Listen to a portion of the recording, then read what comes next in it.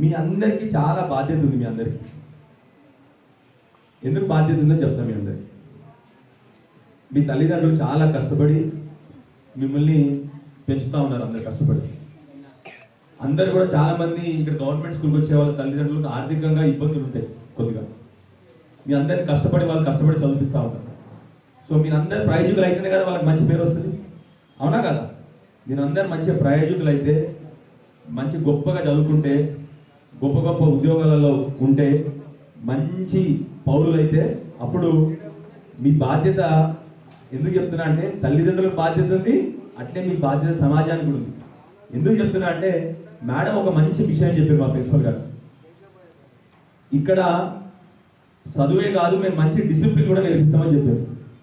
అర్థమైందా మీకు? చదువుతో సహా మంచి డిసిప్లిన్, మంచి మర్యాద, మంచి మామూలుగా చదువుకున్న వాళ్ళందరూ మంచి కాదమ్మా.